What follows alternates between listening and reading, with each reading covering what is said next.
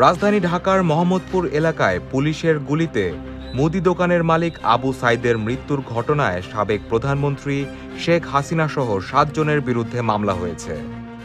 নিহত আবু সাইদের শুভাকাঙ্ক্ষী আমির হামজা বাদী হয়ে মঙ্গলবার ঢাকা মেট্রোপলিটন ম্যাজিস্ট্রেট রাজেশ চৌধুরীর আদালতে মামলাটি দায়ের করেন।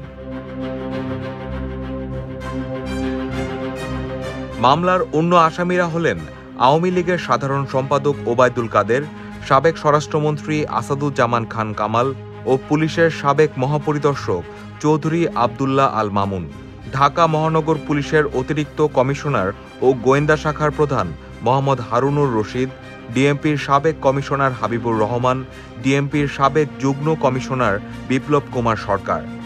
পাশাপাশি অজ্ঞাতনামা পুলিশের ঊর্ধ্বতন কর্মকর্তা ও সরকারি কর্মকর্তাদের এই মামলায় আসামি করা হয়েছে।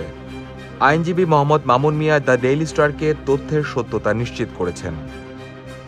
গণ আন্দোলনের মুখে গত ৫ আগস্ট দেশ ছেড়ে ভারতে আশ্রয় নেওয়ার পর শেখ হাসিনার বিরুদ্ধে এটি প্রথম মামলা। বাদী আমির হামজা এজাহারে উল্লেখ করেন, কোটা সংস্কার আন্দোলন চলাকালে শিক্ষার্থী ও সাধারণ মানুষের উপর পুলিশের নির্বিচারে গুলি চালালে গত ১৯ জুলাই বিকাল ৪টার দিকে আবু সাইদ নিহত হন। আদালত সূত্র জানিয়েছে, আজ দুপুরেই এই মামলার শুনানি হবে।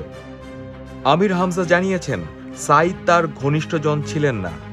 বাংলাদেশি নাগরিক হিসেবে তিনি নিজ ইচ্ছায় মামলাটি দায়ের করেছেন। তাছাড়া সাইদের পরিবারের সদস্যরা থাকেন পঞ্চগড়ের বোদা উপজেলায়। তাদের মামলা দায়ের করার মতো ক্ষমতা নেই।